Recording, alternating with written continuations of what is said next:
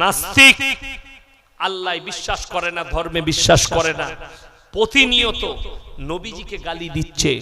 এরা সব মুসলিম ঘরে। এই অনেক বাপ জানে না, অনেক মা জানে না। আপনার সন্তানের বিয়ে দিবেন, বাপ গিয়ে বলছে আমার বেটা এত টাকা ইনকাম করে, আমার বেটাকে এত টাকা পণ লাগবে,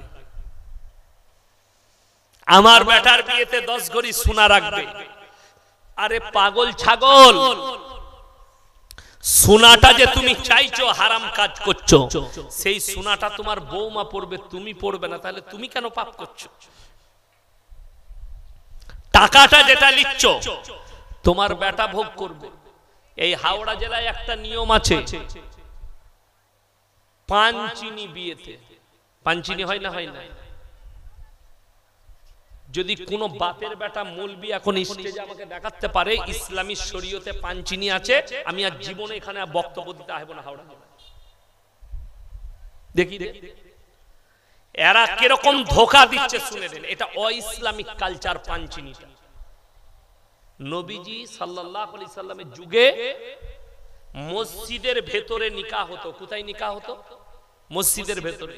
আর এখন পাঞ্চিনি আগে হচ্ছে, 3 মাস পরে বিয়ে, এবং এর মধ্যখানে এই 3টে মাস ছেলে মেয়ে দেখা করছে, ছেলে মেয়ে কথা বলছে, নিকাহ পড়ানো হয় না, হারাম।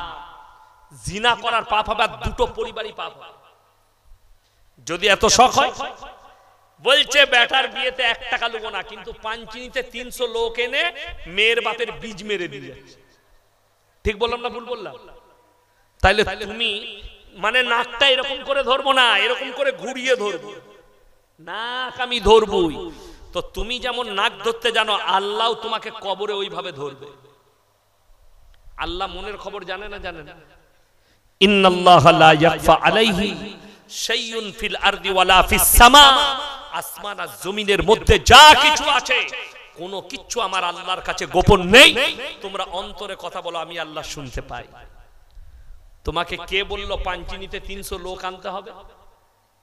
সুন্নাত তরিকা, 10টা লোক নিয়ে আসুন, নিকাহ পড়ানো হলো, বউ নিয়ে চলে যান, ওলিমা করবেন আপনার ওয়াকাত মোতাবিক।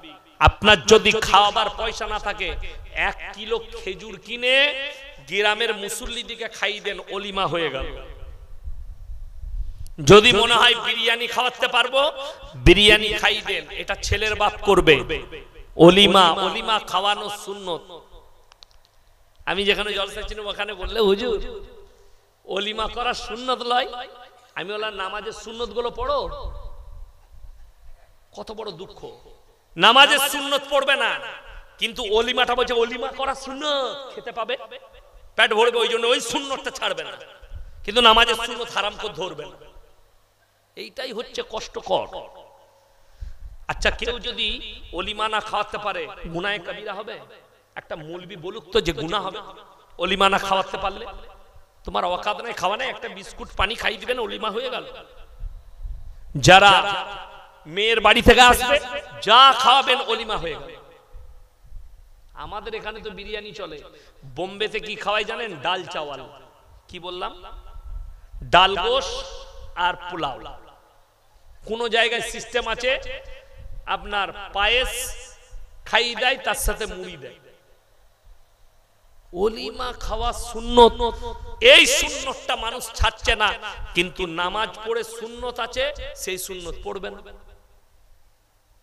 যেমন নামাজ 5 ওয়াক্তের ফরজ, এইটা আপনি জেনে গেছেন ভালো করে, কিন্তু যাকাত দেওয়া ফরজ, এটা আর মানবেন না। আল্লাহ যতবার নামাজের কথা বলেছেন, যাকাতের কথা বলেছেন, কিন্তু যাকাতটা মানবেন না। এইটাই হচ্ছে প্রবলেম আপনার। আমি অনুরোধ করে বলে যাচ্ছি, হারাম কাজ থেকে নিজেদেরকে সরিয়ে নিয়ে আসুন। 10 টাকা রেখে যান, হালাল, কবরে শান্তি পাবে। রুজির মালিক আল্লাহ, এটা যদি জানতে হয় কলকাতায় চলে যান, উলুবেড়িয়া সঞ্জীবনী হসপিটালে যান, কলকাতা বাঙ্গুরে যান, পিজিতে যান, মুম্বাইয়ের আপনার টাটা মেমোরিয়ালে যান, লীলাবতীতে যান। কোটি কোটি টাকার মালিক খেতে পায় না, গলায় নল ভরা আছে, এই পাইপ দিয়ে লিকুইড খাবার যাচ্ছে। ঠিক বললাম না ভুল বললাম? তাইলে তোমার টাকা কি? টাকাতে রুজি পাওয়া যায় না। যদি এটা না হয়, সকালবেলায় ফজর পড়ে আমার গাড়িতে চলুন, উলুবেড়িয়ায় ছেড়ে দেবো। উলুবেড়িয়ায় দেখবেন 100টা বড় লোক আন্ডার প্যান্ট পরে ছুটছে। শৈশু গয়কার র কি সুগার, ডাক্তারে বলেছে ছুটবি সকালবেলায় 3 কিলোমিটার, আন্ডার প্যান্ট পুরো খালি গায়ে ছুটছে। কি হলো রে? সুগার বেড়ে গেছে, 450 চলছে। কি খাবো স্যার? বলে বিনা চিনির লাল চা খাবি। বলে একটা দেশি মুরগির ডিম সিদ্ধ, বলে ছুতে পাবি না। কি খাবো? বলে সাদা চিড়ে ভাজা খাবি, না হলে ক্রিম কেক আর বিস্কুট, থুপ্পার, আর কিছু খেতে পাবি না। আর একটা গরিব মানুষ সকালবেলায় উঠে কি খাবে? পেঁয়াজি, মুড়ি, পকোড়া আর ডিম আর লুচি আর পরোটা আর মাংস, যা খাবে। আল্লাহ রুজি মেপেছে, রুজির মালিক আল্লাহ।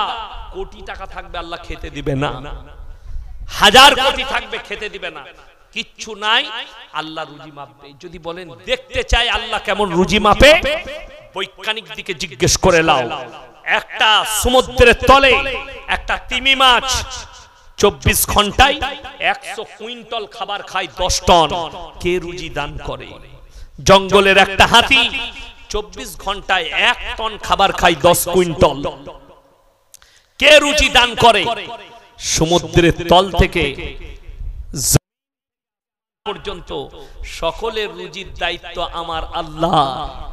হযরতে মারিয়াম, কোরআন শোনাবো, নিজেকে বন্দী করে নিয়েছে নিজেকে একটা গৃহের মধ্যে। হযরতে জাকারিয়া দেখলেন মারিয়ামের কাছে দামি দামি জান্নাতের খাবার। কি জিজ্ঞেস করলেন? ওয়াজকুর ফিল কিতাবি মারিয়াম ইদিন তাবাদাত মিন আহলিহা মাকানান শারকিয়া।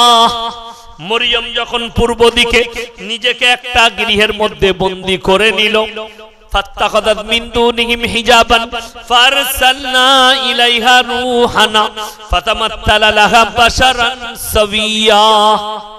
আমি আমার জিবরিল আমিনকে পাঠালাম মানুষ রূপে, তার গৃহে প্রবেশ করো, তাকে সুসংবাদ দাও একটা পুত্র সন্তানের। হযরতে জাকারিয়া প্রশ্ন করেছেন, যখন জান্নাত থেকে খাবার আসছে, ক্বালা ইয়া মারইয়াম আন্না লাকি হাদা, হে মারইয়াম এত সুন্দর ভালো মন্দ খাবার দাবার তুমি কোথা থেকে পাচ্ছ? মারইয়ামের উত্তর হচ্ছে, ক্বালাত হুয়া মিন ইনদিল্লাহ ইন্নাল্লাহা ইয়ারযুকু মান ইয়াশাউ বিগাইরি হিসাব। আল্লাহ যাকে ভালোবাসেন, আল্লাহ যাকে পছন্দ করেন, তাকে বেশুমার রিজক দান করেন। কোথা থেকে কেমন করে দেব আমি আল্লাহ ছাড়া পৃথিবীর কেউ জানে না। জোরে বলুন সুবহানাল্লাহ। আপনি আল্লাহর উপরে ভরসা রাখুন, রুজি আল্লাহ আপনাকে দান করবে। আপনি যেখানেই থাকেন ব্যবসা করুন। 2 বস্তা আলু সকালবেলায় উঠে আপনার বাজারে বিক্রি করুন। আপনি 2 বস্তা আলুতে 200 টাকা লাভ করেছেন, হালাল টাকা। সেই টাকায় যে খাবার খাবেন দোয়া কবুল হবে। শর্ত হচ্ছে হালাল খাবার। যারা নিজেদের সন্তানের মুখে হারাম টাকার খাবার তুলে দেয়, সেই সন্তান নেক সন্তান হতে পারে না। আল্লাহর নবী সাহাবীরা যখন কালমা পড়েছে, ঈমানের উপরে টিকেছে, তারা কালমা থেকে সরার কোনো রাস্তা পায়নি। আজকে দুঃখের বিষয়, আমরা তো কালমা পড়ে নিয়েছি, আমরা তো মুসলমান বলে দাবি করছি, কিন্তু এই ভারতে 30 কোটি মুসলমান, তার মধ্যে 10 কোটি মুসলমান আছে, এটাও সন্দেহ দাঁড়ায়। কেন?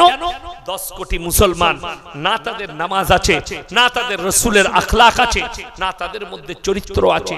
তারা খালি নামের বোর্ডটা মুসলমান লিখে রেখে দিয়েছে, নামের বোর্ড। আপনি তাকিয়ে দেখুন, কে বলল মুসলিম মেয়ে আপনাকে দেখিয়ে দেবো কোর্টে চাকরি করছে হিজাব পরে? কে বলল আপনাকে দেখিয়ে দেবো পার্লামেন্টে কাশ্মীরের একজন এমপি আছে, সব সময় গায়ে উন্না ঢাকা দিয়ে থাকে, পার্লামেন্টের মেম্বার? আপনি আপনার তারবিয়তটা আপনার কাছে। আপনার মেয়ে স্কুলে যাবে, আপনার বিবি স্কুলে যাবে, কিন্তু পর্দার সহিত যাবে। পর্দা করা ফরজ। শালীন পোশাক পরে যাবে, যেটার দ্বারা শরীর ঢাকা হবে, যেটার দ্বারা ইজ্জত ঢাকা হবে। ভেবে দেখুন, আজকে দুঃখ লাগে কোন মেয়ে মুসলিমদের মেয়ে, সে যদি হিজাব পরে কলেজে গেছে তাকে কোর্টেতে কেস লড়তে যেতে হচ্ছে, কোর্টে কেস লড়ছে। অথচ যে মেয়ে ন্যাংটো ঘুরে বেড়াচ্ছে তাকে লোক বিউটিফুল বলছে, নাইস বলছে। বোম্বের মার্কেটে জাভেদ আখতার বলে একজন ফিল্মের আর্টিস্ট আছে, তার একটা ভাগ্নি না ভাইজি জানি না, তার নামটা আমি উচ্চারণ করব না, প্রতিনিয়ত ন্যাংটো ছবিগুলো ছাড়ছে ফেসবুক আর ইউটিউবে। মানুষ গর্ব করে তাকে লাইক দিচ্ছে, নাইস বলছে, বিউটিফুল বলছে। অথচ একটা পর্দাশীল নারী, একটা শরীর ঢাকনেওয়ালা নারীর মর্যাদা কতটা, এটা কোরআন হাদিসে গেলে বুঝতে পারবেন। আমি ওই জন্য শোনালাম, বেশিরভাগ নারী আখরি জামানায় বেপর্দা, স্বামীর অবাধ্যতার কারণে জাহান্নামে প্রবেশ করবে। বেশিরভাগ নারী। আপনি আপনার মেয়েকে স্কুলে পাঠান, সে যেন হিজাব পরে বোরকা পরে যায়, পর্দার সহিত যায়। আপনার মেয়ে কলেজে যাবে, অবশ্যই যাবে, শিক্ষা অর্জন করতে হবে। শিক্ষা অর্জন করুক। আপনার ছেলে ডাক্তার হোক, আপনার মেয়ে ডাক্তার হোক, আপনার মেয়ে উকিল হোক, আপনার ছেলে উকিল হোক, আপনার ছেলে আইপিএস হোক, সব হতে পাবে। মাথায় রাখবেন, ডাক্তার, মাস্টার, উকিল, ম্যাজিস্ট্রেট, জজ, যা হবে হোক, নেতা, মন্ত্রী, রাজা, বাদশা, যেটা হবে হোক, আল্লাহর কসম খেয়ে বলছি, যদি তার কাছে দিন না থাকে, আমার আল্লাহর কাছে কোনো মূল্য নাই। দিন জরুরি, দিন থাকতেই হবে। ওই জন্য আপনার বাচ্চাকে ছোট থেকে তারবিয়ত দেন, কোরআনের শিক্ষা, কোরআনের তারবিয়ত। তা না হলে শুনেলেন, তসলিমা নাসরিন কোনো অমুসলিম ঘরের মেয়ে নয়, হিন্দু ঘরের মেয়ে নয়, মুসলিম ঘরের মেয়ে। আজকে নাস্তিক, ধর্ম মানে না, রসুলের বিরুদ্ধে কলম টেনেছে, আল্লাহর বিরুদ্ধে কলম চালিয়েছে। বাংলাদেশের আসাদ নূর মুসলিম ঘরের যুবক, নাস্তিক, আল্লাহ বিশ্বাস করে না, ধর্মে বিশ্বাস করে না, প্রতিনিয়ত নবীজিকে গালি দিচ্ছে। এরা সব মুসলিম ঘরে। জাস্টিস ইনায়েতুল্লাহ মুসলিম ঘরে প্রতিনিয়ত ইসলামকে গালি দিচ্ছে। পাকিস্তানের একজন মারা গেল, তার নামটা আমি ভুলে যাচ্ছি। সে বলেছিল কি জানেন, মৃত্যুর আগে বলেছিল, ইসলাম হচ্ছে